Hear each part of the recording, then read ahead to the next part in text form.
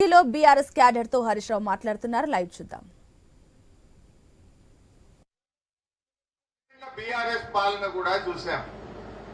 BRS ఏం చేసింది అంటే ఇక్కడ ఏ నాయకుడిని అడిగినా ఏ కార్యకర్తను అడిగినా 100 స్కీములు చెప్తారు. మీరు 10 ఏళ్ల బీఆర్ఎస్ ఏమిచ్చిందయ్యా అంటే రైతు బంధు ఇచ్చింది, రైతు బీమా ఇచ్చింది, కళ్యాణ లక్ష్మి ఇచ్చింది, కేసీఆర్ కిట్ ఇచ్చింది, 2000 ఆసరా పెన్షన్ ఇచ్చింది, మా పిల్లలకు రెసిడెన్షియల్ గురుకుల పాఠశాలలు పెట్టింది, తండాలు గ్రామ పంచాయతీలు చేసింది, మా ఎస్టీలకు 10% రిజర్వేషన్ ఇచ్చింది అని 100 పథకాలు మీరు చెప్పగలుగుతారు. మరి బీజేపీ ఏం చేసిందో చెప్పగలుగుతారా? బీజేపీ ఏం చేసిందో చెప్పమని మీ ఊర్లలో ప్రచారానికి వచ్చే బీజేపీ నాయకులను అడగండి. ఏం చేసింది? దళితులకు ఏమైనా చేసిందా? గిరిజనులకు ఏమైనా చేసిందా? రైతులకేమైనా మంచి పని చేసిందా? గురూజీ రామ్ నారాయణ్ జీ ప్రపంచ ప్రఖ్యాత జ్యోతిష్యులు ఇప్పుడు మన హైదరాబాద్ లో ఎటువంటి సమస్యలకైనా తక్షణ పరిష్కారం చేయబడును. సంప్రదించండి 96651137 9000004357. పేదలకేమైనా మంచి పని చేసిందా? ఏమీ లేదు. కొన్ని పనులైతే చేసిండు. పెట్రోల్ డీజిల్ ధరలు 100 రూపాయలు అయితే చేసిందయ్యా. 100 రూపాయలు చేసిండు. ఎలక్షన్ వచ్చిందంటే 2 రూపాయలు తెచ్చిండు. నిజమేనా?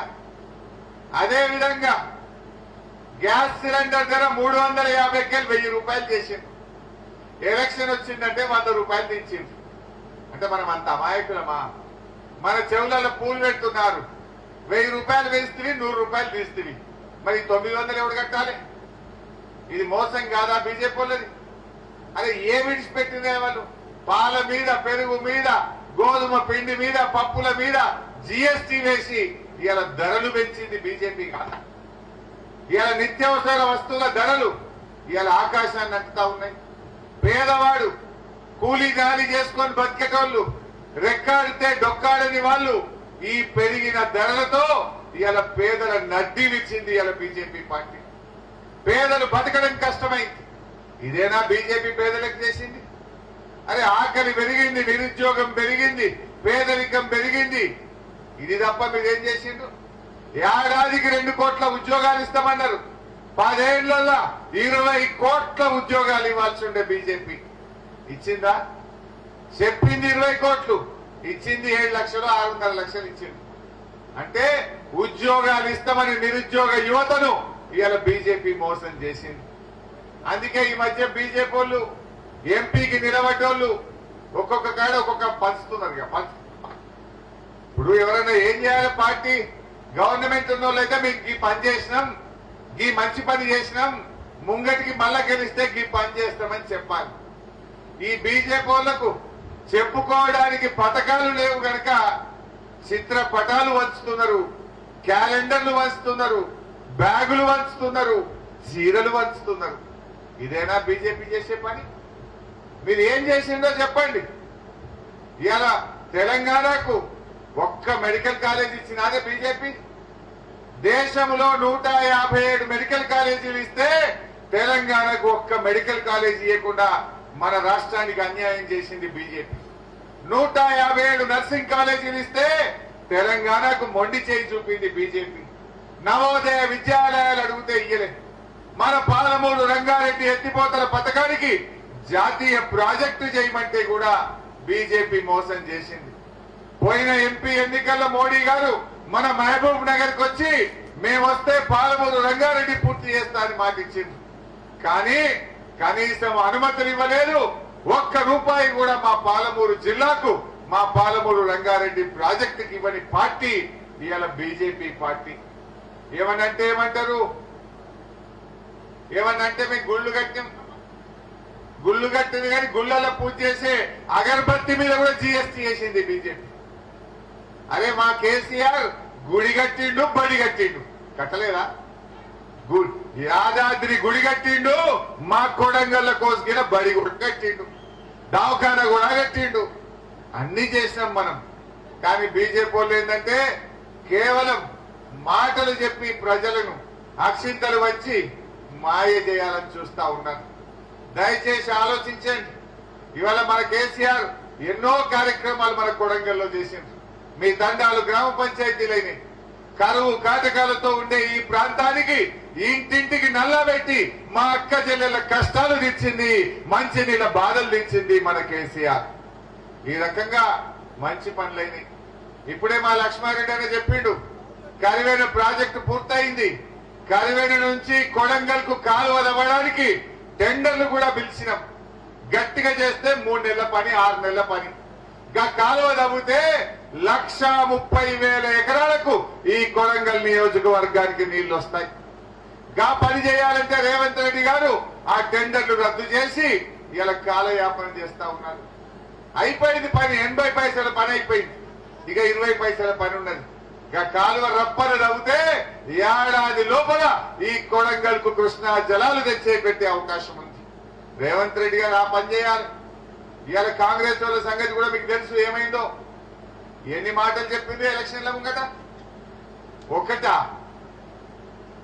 6 గ్యారంటీలు, 13 హామీలు 100 రోజుల్లో చేస్తామని చెప్పిందా లేదా? ఊరూరికి ఇంటింటికి వచ్చి బాండ్ పేపర్లు వచ్చిందా లేదా? రాలే. బాండ్ పేపర్లు, నోటరీ డాక్యుమెంట్లు. ఇంకా జనం నమ్ముతలేదని మొదటి సంతకం 6 గ్యారంటీల మీద అన్నారు. మరి ఆడవాయి మొదటి సంతకం? ఇంకా అన్నారు అసెంబ్లీలో 6 గ్యారంటీల మీద చట్టబద్ధత చేస్తామన్నారు. ఏమైంది చట్టబద్ధత? అది కూడా జనం నమ్ముతలేరని. ఇది రాహుల్ గాంధీ మాట, ఇది ప్రియాంక గాంధీ మాట అని కూడా చెప్పింది. మీకు యాది ఉండాలి, ఇదే కోస్గిడ ప్రియాంక గాంధీ వచ్చింది ఒకసారి. వచ్చి ఏమన్నది, మా అక్క చెల్లెలకు కేసీఆర్ ఇచ్చే 1,00,000 రూపాయలతో పాటు తులం బంగారం కూడా ఇస్తా అని చెప్పింది. అనుకుందా మీకు? చెప్పి ఇంకో మాట అన్నది, రేవంత్ రెడ్డి ఇయ్యకపోతే ఇచ్చే జిమ్మేదారు నాది అన్నది. ఏమైందమ్మా మరి ప్రియాంక గాంధీ? ఇప్పుడు లగ్గాల సీజన్ నడుస్తున్నది. మార్చిలో, ఏప్రిల్లో ఫుల్ లగ్గాలైనాయి. వచ్చినాదే కొడంగల్ ఎవరికైనా తులం బంగారం వచ్చిందా? మరి ఏ ముఖం పెట్టుకొని రేపు పోట్లాడుతారు? మాట చెప్పిన రేవంత్ రెడ్డి తప్పే. రేవంత్ రెడ్డి మాట తప్పితే నేను ఇస్తా, నా జిమ్మెదారన్న ప్రియాంక గాంధీ గారు ఏడవాయా అని నేను అడుగుతా ఉన్నా. ఇది మోసం కాదా? 6 గ్యారంటీలను నమ్మబలిక్తిరి. ఓడ దాటిదాకా ఓడ మల్లప్ప, ఓడ దాటినాక బోడ మల్లప్ప. డబ్బాల ఓట్లు పడంగానే ఎగబెట్టిరి. చూస్తారా? ఒకసారి వీడియో చూపియాలా? ఇంకా రుణమాఫీ వీడియో పెట్టిపోయి ఒకసారి మా వాళ్ళకి యాద్ చేద్దాం. మళ్ళా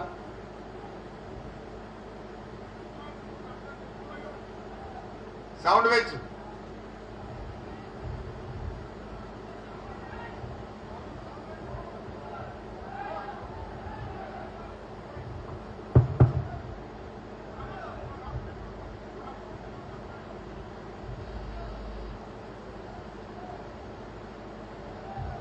ఏమైనా బిడ్డ మీరు సెట్ చేసుకోవాలంటే 1.5 గంటల సేపటి నుంచి ఏం చేసిందా? మీరు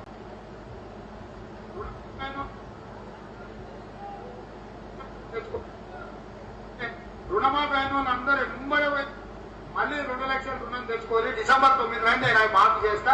కాబట్టి రైతులందరికీ నేను విజ్ఞప్తి చేస్తున్నా, ఎంబడే పోయి బ్యాంకు పోయి లోన్లు తెచ్చుకొని వచ్చిన ఎంబడే నేను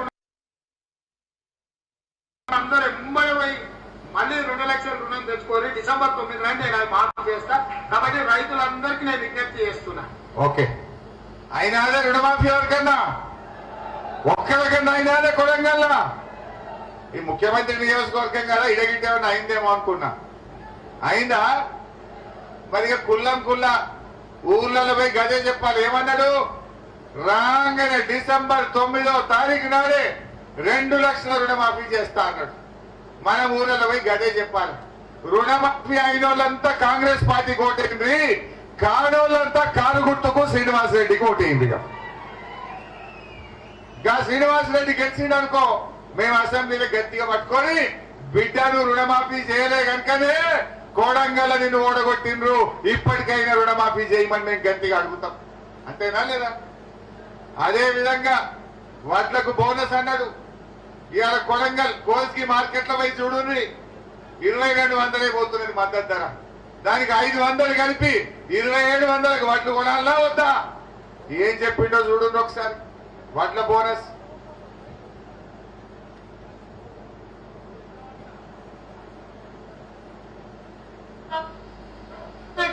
మద్దతు ధరకు మించి 2,500తో